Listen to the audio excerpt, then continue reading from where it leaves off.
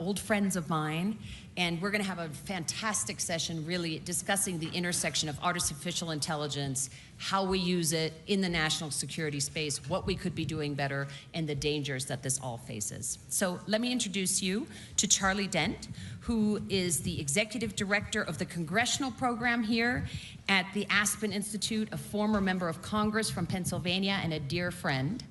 Tarun Chhabra, who until recently was the Deputy Assistant to the President and Coordinator for Technology at the White House, where he had a front row seat on all of this, and he now heads National Security Policy at Anthropic.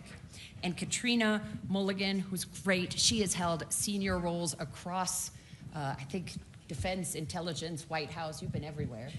And now leads the national security practice for OpenAI for government. And no one better to lead this conversation than our very own Kaitlan Collins from CNN, who you all know as CNN's chief White House correspondent. Thank you, Kaitlan. Take it away. Thank you so much, and thank you for all being here. I know this is everyone's favorite panel because it's the last one before you get to eat lunch, and we are going to solve all of your questions and answer all of them when it comes to AI and national security. And it's so great to be here. And first, I do want to say thank you to the organizers and everyone who's hosting us here at the Aspen Institute. This is such a fun place to be. This is actually my first time coming to the National Security Forum, and I've really enjoyed hearing from everybody already, and it's such a cool room to be in. So thank you for our host for having us here. We have so many different interesting perspectives here on the stage to talk about this, and I can't wait to hear all of your thoughts about kind of where this intersection of AI and national security stands right now, but also where it's going and where you see it going, and where the biggest gaps are. And so I kind of would love for each of you to just, tell us your one big unanswered question that you have in this moment. I'm sure you have a few, as to where this intersection is and the biggest holes you see and where we're going forward from here. And Katrina, I'd like to start with you.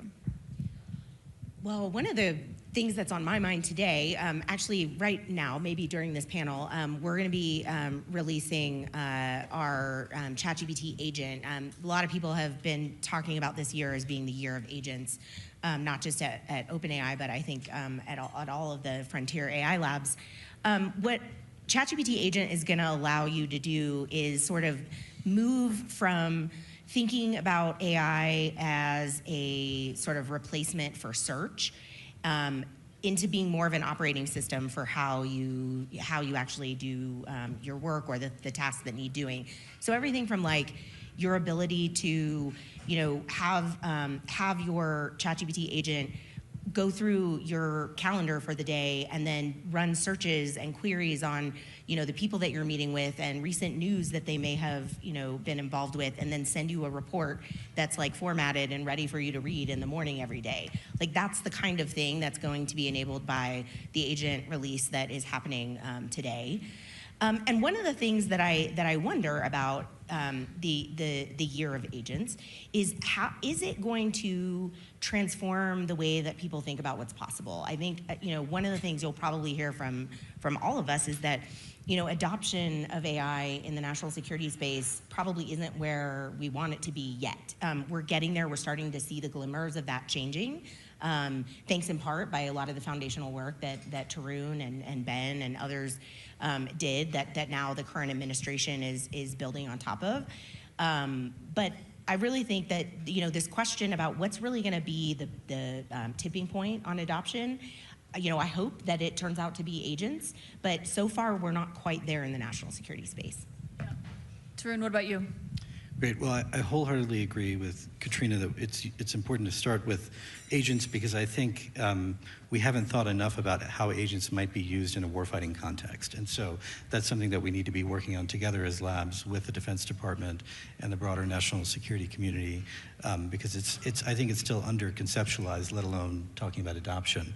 But I think it's important to put the adoption picture in the broader geostrategic context, which is we are in a competition with China for AI dominance. I wholeheartedly support kind of the approach of the administration to pursue AI dominance. It's absolutely critical for national security.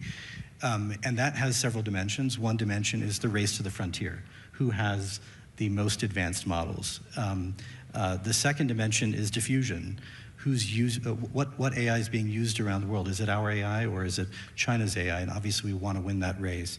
But the third is adoption, and we could win the first race, we could win the second race, but if we don't adopt fast enough, being at the frontier won't mean much. We'll be in for some sort of strategic surprise, and that's the scenario that we really have to prevent. Can I put a two-finger on that? Just Yeah. because I think you just hit on a really important point. There was an Edelman study that came out a couple months ago that looked at trust in AI globally. And what it found is that trust in AI in the US, in the UK, and other parts of the Western world is extremely low. It's in like the 30s of percent. And in China and the rest of the developing world, it's in the 70s.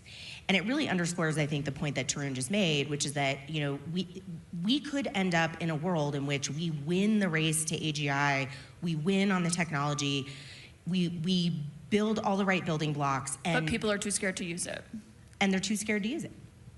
That's a really great point. Part of that may be our Congress doesn't necessarily understand it or what to do about it. And I wonder, as a former representative of that body, just your thoughts on what you heard from them. Before I say what Congress will do, I agree about the Chinese threat. We want to maintain our technological leadership and dominance. And I think, you know, everybody was taken aback when the Chinese came out with DeepSeek. And, you know, that might not be the best technology, but hey, maybe it's good enough. And that frightened a lot of people. And so we, as a country, need to figure out what our objectives and our goals are. Maintaining technological leadership, how do we want this to improve our society, and perhaps most importantly, how do we make sure that this technology aligns with our interests and our values, as opposed to our competitors in China. Now, as it relates to Congress, and I'm going to give a little plug, I brought this up here as a prop. I held a congressional conference on artificial intelligence in May for 4 days. Had 22 members of Congress there, and we discussed a lot of these issues. But I think the biggest challenge for the Congress now is how they go about regulating AI. You know, you saw in the recent reconciliation package, the big, beautiful bill, Congressman Jay Obernolte of California had inserted a provision that would have imposed a 10-year moratorium on the states to regulate. And it was removed in the Senate because it didn't comply, I think, with the Byrd rule. But only after the House passed it, and then members complained, and we're like, we're not going to vote on this if the Senate doesn't remove it. Well, I think it did something important, though. It helped prompt a discussion. And 10 years is a long time, but that means Congress knows it needs to do something. But what they need to do and how they need to do it is an open question. I think at some point they might need to do what they did on China with that bipartisan select committee and try to come up with some serious recommendations. If not a select committee, maybe a blue ribbon commission. I mean, you know, after 9/11, we had a blue ribbon commission. Maybe we should do one before there's a disaster and this commission, industry leaders, people who understand this technology, make serious recommendations to the Congress about how to go about regulating this. And where are you going to house this? We're going to create a new regulatory entity? I don't know. I mean, there are a lot of questions that we don't have answers for right now, and they're starting to develop some expertise in Congress. There's some members, I mentioned Jay Obernolte of California, Ted Lieu, they have technical understandings. I mean, Obernolte, he was on a career track to be a software professor, engineer, and he made money writing software for video games. But that said, there are people like that. Senator Schumer's been very active, Rounds, Blackburn, Hawley, Warner. You got a lot of people interested. And so the question is, how do you channel this? Because right now, the good news is, as members and staff, and we train up our staff, are learning more about this technology, you know, there aren't hard partisan divisions yet. You know, what's the Republican position on AI versus the Democratic position? I don't think there really is one right now. So there's an opportunity to arrive at some consensus fairly early before things get overly political. Well, and I think when it comes to terms of what they can regulate and what that looks like, before you get there, I'm reading this book right now. It's a forthcoming book from Garrett Graff on the building of the nuclear weapon and what that looked like. And it's a step-by-step process. And it's really fascinating to just look at how the federal government didn't really know what these scientists were coming to them and saying that this is a possibility of what they have, but they were trying to stress the need of how important that was. And I think, you know, to your point about the relationship between government and AI companies as they are building these models, you seem to clearly think it's not at the level of where it should be yet in terms of that interconnectedness.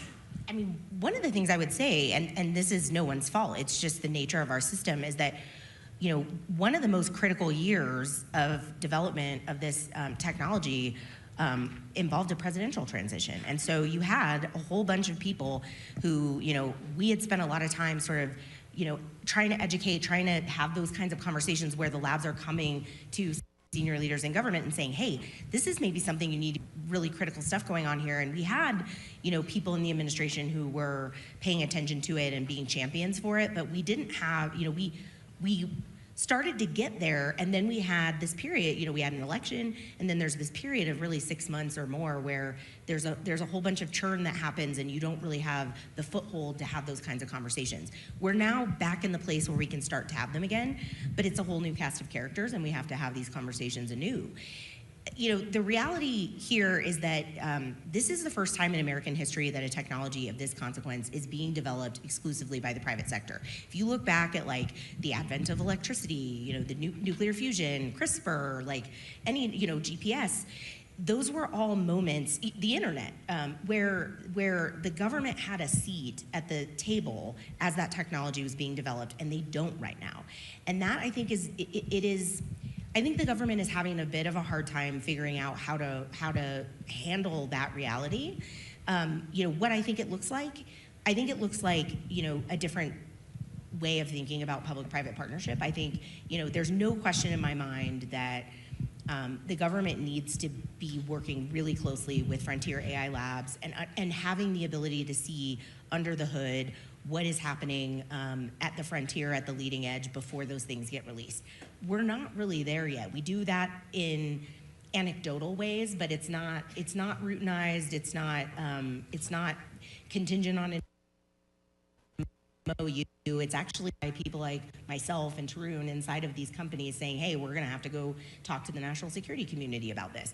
And I think, you know, we're gonna need to build some reps and sets and mature that if, you know, as this technology gets more capable. Well, and Tarun, when you look at that, I mean, to speak of that 6-month period, obviously, you know, there's a presidential transition. That is how our democracy works. I think we can all understand why we respect and appreciate that. But China's not having that moment. Other nations aren't having that are interested in developing this technology or already doing so in terms of how that works for them. So I wonder how the United States handles something like that. Well, this is where I think Charlie's absolutely right, and, you know, credit to him for the congressional institute that he runs to try to build bipartisan consensus around issues like this, and I think we actually can. So if I think about where is there strong bipartisan agreement, one, to build you know, critical AI infrastructure in the United States. What's that we're going to require? More energy and reform on power and permitting issues. China brought on around 400 gigawatts of power last year. We brought on around 56. By 2028, we're going to need another 50 gigawatts just for AI uses, we think. So that's an area where the president was just in Pennsylvania talking about this Tuesday. Our CEO was there. I think there's bipartisan support for what the administration is going to do there. Second, on diffusion, I think there's work on more financing for data centers abroad so that you have American AI in more places around the world. And then I think on China, you know, the need for export controls, the need for faster adoption is another area. The coalition may not look like the old bipartisan coalition on China. It may be different for a variety of reasons, but I think we can build it again. You know, just on the energy piece, Tarun mentioned on Tuesday, Senator Dave McCormick set up an energy summit in AI in Pittsburgh. The president was there, Governor Shapiro was there, Fetterman was there, it was bipartisan. And they really highlighted the importance of energy in this whole conversation. When I was in Congress, I represented 3 Mile Island. You may remember the nuclear plant that melted down in 1979. The one reactor has been sealed since then, but there was another reactor operating up until just about the time I left Congress. Well, it was shuttered. The community was unhappy about it. It's been reopened. Microsoft bought it just to fuel their data center, that one nuclear reactor. And then what happened in Pittsburgh dealt with, well, BlackRock, I think, announced tens of billions of dollars of investment in natural gas to help fuel data centers out in the south and western Pennsylvania. So it's hard to separate this national security conversation from the energy conversation because the amount of demand and the amount of energy required is is so significant. And we got a lot of catching up to do, as you pointed out. I mean, we're far behind the Chinese. And if we want to maintain this leadership, we're going to have to build that infrastructure out. And that was a good sign on Tuesday. And I applaud Senator McCormick for putting that on. So when you see, Katrina, something like what happened on Tuesday, I mean, obviously that's a step, I would assume, in the right direction of what you'd like to see more of. But when you have these conversations with officials, do you feel that they take it seriously? How do you believe that they look at it? When they understand it, they take it seriously. But do they understand it, I think, is a key question. We have a responsibility. We're going to have to bridge that gap. I mean, one of the things that, I started at OpenAI about a year and a half ago now, and that means that I started at OpenAI longer than 2/3 of its employees ago. So, I was the first person, I think, in OpenAI, other than maybe Anna Makanju, who had any national security background or experience whatsoever.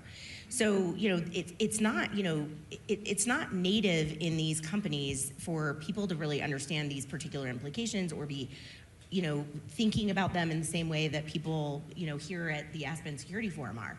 So, we've spent a lot of time really thinking about how do we up-level the understanding. Here, one thing I noticed, because I talk to people about AI all day, every day, one shift I've seen in the year and a half that I've been doing this is a real shift away from being a bit in a defensive crouch and talking about risk all the time, which is pretty much all we did, a year and a half ago, to now, even in this panel, like really talking about what happens if we don't get the opportunity side right. So I have seen a shift in this time frame between those two worlds, and I think we're getting closer to the right balance there. But some of it is also in demonstrating the capabilities. We have had to think really creatively about how we create the right demos to show people, like, listen, this is what it means for you that this technology has now had this massive capability jump. And, for us, that has looked like showing what it could mean from a, drone development capacity. It's meant showing its ability to do GeoInt at a level that is really sophisticated already. It's some of it is also helping people understand the more mundane applications that can really be useful for toil reduction and changing, what it looks like to be a cybersecurity expert in government, like by removing some of the parts of the job that are really just not that fun to do and can be automated. So I think there's a lot of educating that we still have to do. What I'm really looking forward to is getting the technology in the hands of users. There is, one of the things I always say is you don't get fit by reading about working out, and you don't get smart about AI as much as you are all getting smarter about AI right now by hearing a panel discuss it. You get smart about it by using it. Except this panel. This panel, everyone's getting. You're all going to be geniuses when you walk out of here. But I mean, really, you have to use it. And if you aren't using it right now, it is not available at every workstation in the DoD, for example, and we're gonna have to change that because the best ideas, the most transformational use cases, they're not gonna come from us in industry. They're gonna come from the men and women in uniform, they're gonna come from the intelligence community officials, they're gonna come from down and in, and the only way we're gonna start to see that bear fruit is by getting it in the hands of users.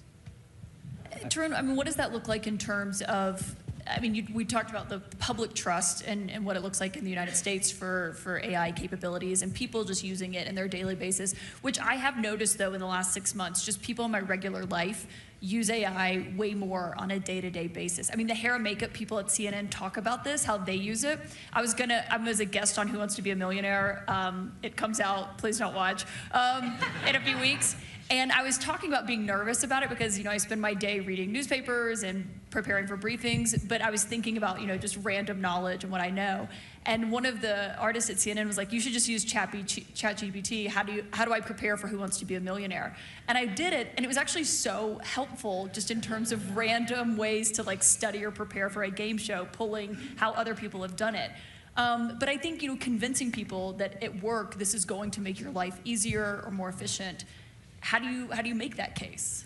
Yeah, look, I think it's a great example, and it goes to Katrina's point. You just have to get the technology in people's hands to use it. So we see what is driving adoption rapidly. It's when a combatant commander has started using it and then says, everyone here is going to be using this, and I want to see it being used for the following mission sets. I want to see it being used in an exercise and so on and so forth.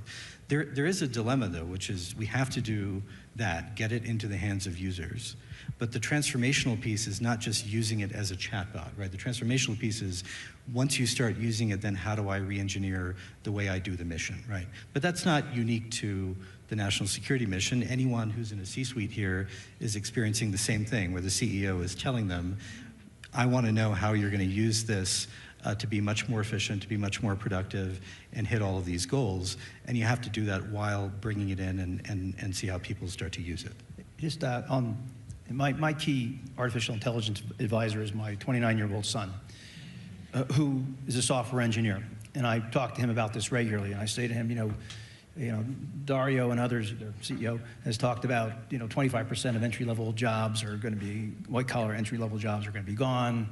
I say, you're a software engineer, and my son, they say you're going to be out of work because you code. He writes a language called Python. I thought it was a constricting snake, but that's what he writes. And he says, no, I'm not going to be out of a job. You kidding me? He says, he tells me, he says, you have to know how to use this. If you know how to use this, you control the AI. It doesn't control you. And he sees all these applications. He's not all worried about losing work. He sees all upside on this stuff. So I think you're absolutely right that people have to use this stuff, not talk about using it, but actually use it. And there's enormous opportunity. And those who figure it out, I think, are going to have a pretty interesting path forward. And one thing that you focused on, Katrina, is how to use this to make people's jobs better, more efficient. Obviously, we're talking about this in the lens of a national security perspective. And when people hear this, they're thinking, okay, how are you using that on the battlefield? There's been conversations about this with Ukraine or with Israel's war in Gaza and what that looks like. There is a question of these companies are developing these AI models. How are they being deployed on the battlefield? What if it's the same model on both sides of the battlefield? Those are big picture questions that I think a lot of people have that we don't know yet, but there are questions of what does that look like when it's actually in practice? I mean, the answer is we don't know yet. What I think, I think you have to start somewhere, and I would advise that we not start there, right? Like, these models are really good at a number of things. And we need to actually do more kind of testing and evaluation before we start relying on them in contexts like warfighting, where the stakes are incredibly high. Like, I want to start with transforming the military health system. Like, I want to start with taking everything we've learned from private sector use of these models, and I want to go to the chronically underfunded, Defense Health Agency and say, okay, like, what lessons have we learned over here how can we solve traumatic brain injury? I mean, these are things that we could be doing right now. And so I think one of the things that tends to scare people is the idea of, like, taking humans out of the loop for critical decision making, mass surveillance being enabled by these models. Those are all things that we aren't in the business of doing right now. And I don't know what the future will hold. I think that when these models are more capable, we need to really stress test what our policy lines are around things like that. But there are so many things short of that, changing the way the intelligence community workflow works, making sure that we're actually identifying and pulling together disparate threads of information. I mean, we've spent the last 20 years creating more data than any human can ever process. And now we have this tool that can process data really, really effectively and surface really hard questions for humans so that they can focus their time and energy on the things that only humans can do. And that's really what I think good looks like in this space. But we're gonna have to, I think, start somewhere, and where we start looks like getting it in the hands of users. But when I look out into the future and I say, okay, like, what does it look like for government to really make big bets? Because to Tarun's point, the real transformation isn't gonna come from the chat function. It's gonna come from using AI to do things that are not possible to do today. And what does that look like? It looks like custom model development, using government data, building models that are trained to do things that there is no commercial application for, that are exclusively for giving the government an asymmetric advantage. That's not really happening in any, there's pockets of excellence and little glimmers of that right now. But I think the next year is gonna be really transformational. And I give a lot of credit to the DoD and to the Chief Data and AI Office in particular for their announcement of these massive partnerships with all of the frontier AI labs. Tarun's Anthropic is one of them. OpenAI is one of them. There are others. Google's one of them. What it is doing is it's actually bringing us together, and instead of the way the normal acquisition process works, the government figures out its requirements over here in secret and then says to the industry, this is what I want, bring me this thing. And right now, the government doesn't know what it needs AI to do for it. We have a better insight into what it should be doing than they do. And what they've done with these contracts is they've said, we don't actually know. Can we just spend some time with you figuring out what we should be doing? And it's a different model, and I give them a lot of credit for really, this is doing anything differently than you've always done it in the Pentagon is always hard. So the fact that they've been able to do this is I think, something to celebrate. But I really think that by bringing all of the frontier labs to the table, the Defense Department is going to get something bigger than the sum of its parts. That's such a great point on those new contracts that are awarded. Trin, I wonder what you just think of what does that look like in terms of when you're kind of given a contract, but it's blank. You don't really know exactly what the requirements are. You don't have these three things that you have to fulfill in order to fulfill that contract. So I'm in full agreement with Katrina about this. This is the right way to do it, because the initial contract is basically, we need you to offer your time, your expertise to come in and help build out what the capabilities could be. And there's really no other way to do it. And there's a responsibility on the part of the labs to help do that. So I think about where we were 1 year ago and where we were today. So as Katrina mentioned, there was a national security memorandum from the previous administration saying, thou shalt adopt frontier AI, but it was pilots, do the following pilots. Today, we have contracts from the Defense Department. There's serious work happening in the intelligence community to integrate data and do all sorts of things that just wasn't really, I didn't think was actually going to happen a year ago. So there's real progress. And other innovative things, like the Army has set up a detachment where you come in as a lieutenant colonel if you have the right background, and you're going to do exactly what Katrina's talking about, which is help them figure out what are the requirements and what can the capability be. Yeah, I want to take some audience questions too. Congressman, just in terms of the congressional role in this, we always talk about what that looks like in terms of regulating it and how they handle that. What do you think is the other side of this from the lawmakers that you heard from when you were hosting them in terms of what they want to see in terms of advancing it? Well, there are a few things, and to follow up a little bit on what Katrina said too about the Pentagon. You talked about defense health, and that would be a great area to lead in. I have a kind of more basic issue. The great white whale of procurement reform at the Pentagon. And there are probably a bunch of experts in this room on that subject, but the Pentagon kind of thinks in terms of like hardware. Weapon systems takes a long time from beginning to end. Then you got to start thinking more about software, and how fast that moves. And is the Pentagon going to be ready to deal with procurement in a serious way? And that Congress has a role there.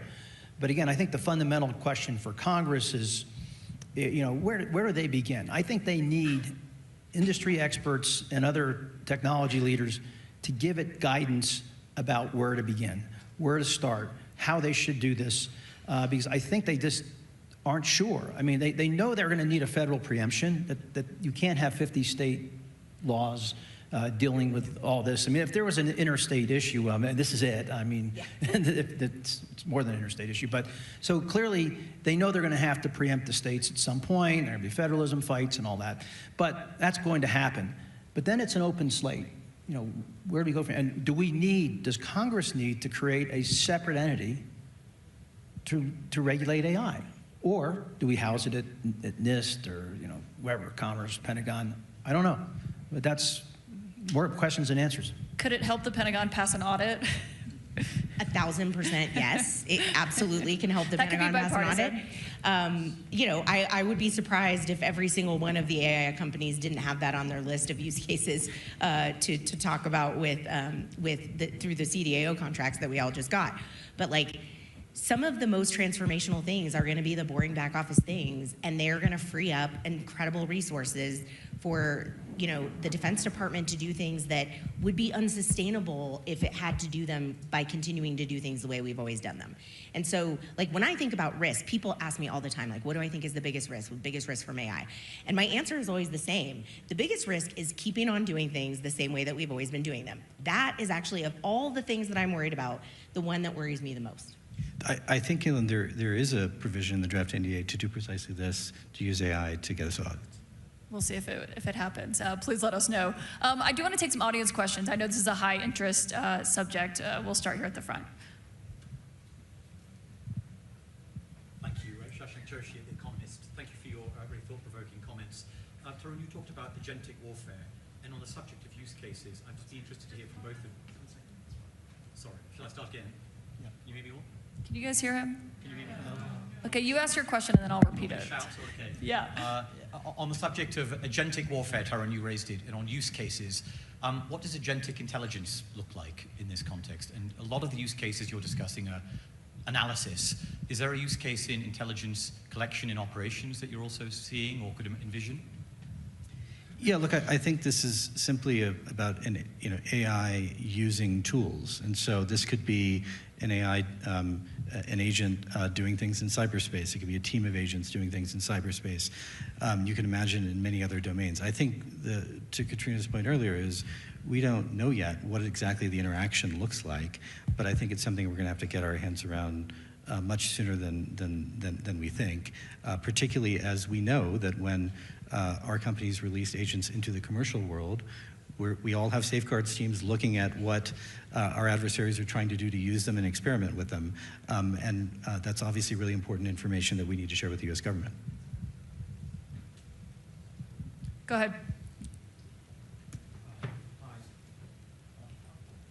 Thank you. I was trying if the mic didn't work. Thank you very much for this panel. It's very, very interesting. I was wondering, how do you see the investment and the growth of AI in developing countries, such as in nations in Africa, Latin America, and I like what you said on putting technology in the hands of the people, how you see that on developing countries. Thank you so much. I can start. I mean, one, I see there's a lot more trust in AI and excitement about what it can do in developing countries than there is in the Western world, as I was mentioning earlier. One of the things that, I think everybody's hungry to see what it can do. I think it also creates risk for the US and the Western world that if Chinese models and open source models are out there and being able to be used and people are building on top of them, then the values that are imbued in those systems are going to be the values that are in the models that people are using. And so I think we really need to think about it through a strategic competition lens. One of the things I loved that we did a little over a year ago at OpenAI is we actually created 1-800-ChatGPT, and we made one of the things we realized is that the biggest gap is actually in people's access to Wi-Fi. So if you don't have Wi-Fi, you're going to have a hard time using our tools and technology in the way that you can. So 1-800-ChatGPT gave you the ability to call and have conversations over the phone using our voice mode rather than having to have Wi-Fi. You could just, if you had a phone line, you had access, and that opened the aperture tremendously. And it's something that I think made, we found a lot of people using the technology for advice on health and like reproductive health and all of these, That's we fascinating. found really incredible use cases in the developing world that were made possible because, we figured out how to bring it to where people are. That's so interesting. Okay, go ahead. Yes.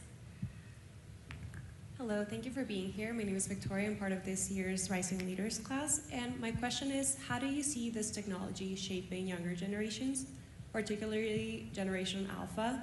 They're not only going to be digital nomads, but AI nomads, natives. We've seen critical thinking skills of children go down with the use of AI. We've seen those cases of a child attempting against his own life because of the conversations he's been having with a chatbot. What are some pros of having children grow up this way, and what are we doing from your side on the private sector to prepare and protect our children? This goes way beyond my expertise, but I'll say I think it raises a broader point, which is what is the responsibility of companies operating at the frontier when we know our technology is going to have transformative impacts on jobs, on education, on healthcare, on national security.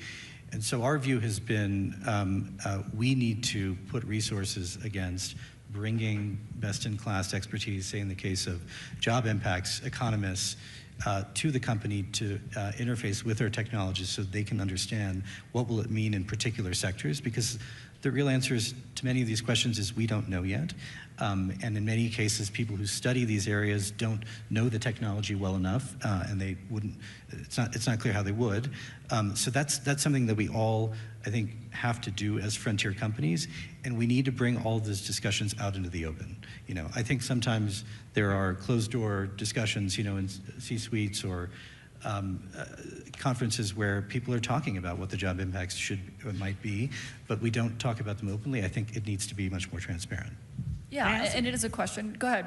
But there's also a role, you know, there's a question about what is the responsibility of these companies, and I think that's one that we take pretty seriously, and I know other AI companies do as well. But there's also a bigger question, which is what is the role of the government and of society to think about this too? You know, the best analogy that I have for what this moment is and what to compare it to is the advent of electricity. And, you know, I think that the makers of, you know, electricity had to contend with some of it, but they had government partnership to help them figure out how to safely, you know, we don't even think about the fact that we're sitting a few feet away from an electrical outlet that could, in theory, kill us at any moment of the day, because we've figured out how to make it safe enough for people to use and to use in ways that are productive, you know, and help us in society. We're gonna have to do the same thing with AI, the same technology that is going to enable all of the incredible things that we've talked about on the stage will undoubtedly enable some things that we don't want. And figuring out how to do that is kind of a whole of society responsibility. And remember when Edison had the discoveries on electricity, many people at that time thought it was too dangerous of a technology for common people to use. I'm not going to bring this back to Who Wants to Be a Millionaire, but there was a question when I was studying that was, who was the first president who lived in the White House with electricity but was too scared to actually flip the light switches himself? William Henry Harrison.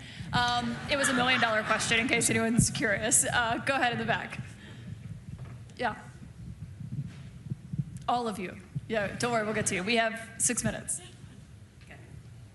Thanks very much. Emma Belcher, President of Ploughshares Nuclear Weapons Threat Reduction Organisation. Katrina, I was thrilled to hear you say use caution when thinking about the battlefield. And I wanted to get your reaction to studies that we've seen recently that have shown that increasingly wargaming that relies on AI is resulting in escalation that leads to nuclear use disproportionately. This to me suggests that maybe there's some bias in the data and the algorithms, which potentially has pretty damaging implications. So I'm just wondering if you could comment on that case. Well, I can tell you, I mean, we actually did a war game. We hosted a war game here at the Aspen Security Forum prior to the start of the regular program. It didn't lead to that outcome. So I'm not familiar with the studies that you're citing, but here's what I will tell you that I am excited about, and I think, knowing your background, that you will be interested in this as well. One of the partnerships, our first partnership with the federal government actually was with the U.S. National Labs, and we have decided to deploy our model weights. We have deployed them for the first time ever outside of our own infrastructure inside a U.S. government secure classified supercomputer. And you know, what it is enabling us to do is to really help advance the frontier of science in a way that allows us to do increasingly complicated, you know, math and scientific discovery that are essential to underpinning our commitment to no nuclear testing. Because every year, the NNSA has to certify the viability of the nuclear stockpile, and every year doing that gets harder and harder and harder. And I am really excited about the possibility that we are actually going to facilitate maintaining U.S. policy on this for a longer time period than we ever would have without this technology. And I think that would be an amazing outcome of the use of this technology for national security. Go ahead. Thank you to the panel. Great discussion. I was hoping you could comment on access to talent, even in the context of national security. It occurs to me, and I think anybody observing, that so many of the top AI researchers are foreign-born, and we also see a number of changes to student visa programs, access to grants, funding, and such that might be making the United States less hospitable location for drawing in the world's talent. Well, it's already happening. I've been talking to academic leaders who have been telling me that, that some of their top talent is being courted heavily by Europe right now. And I think this country, and I think policymakers, if they're listening, that they need to continue to make major investments in basic research. We have to, because our competitors, especially the Chinese, are making those investments, as are our friends in Europe. They're doing the same thing. And we are really at risk of a brain drain. I mean, that's been our advantage. The talent's always come here, and I think that's been a big part of our technological edge in so many areas, from medical research to quantum computing to you name it. We've been the leaders. But it's a real threat. It's a problem. And I think the Congress is going to have to step up and reassert itself on that very issue where it's been so strong for a very long time. Yeah, look, the competition in AI boils down to chips, talent, and energy. And in all three, we ought to be maxing out everything we can do. That's how you get to AI dominance. Well, and when you are in this book about the development of the nuclear weapon, I mean, you realize how many of these scientists were driven to the United States by the war in Europe. And just to think about that, if that had not happened and we had not had those brilliant minds working in the lab, is a fascinating part of this as well. I think we have time for maybe one more question. Hi, my name is Shannon. I'm with the Rising Leaders, and I'm a public diplomacy practitioner in Denver.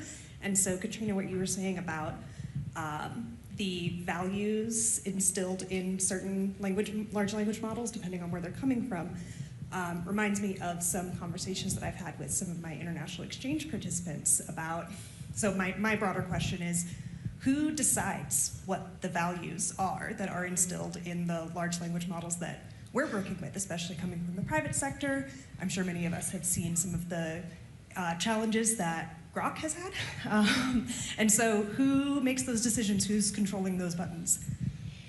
So right now, it's the AI companies themselves, and there isn't any real regulation or oversight of how we do that. The way that we do it at OpenAI, we have a model policy team that develops something that we call the model spec. And if you guys are interested in this question, which I think is a super important question, you should pull out your phone and pull up the model spec, because what we did, and now other companies have done as well, is we published it.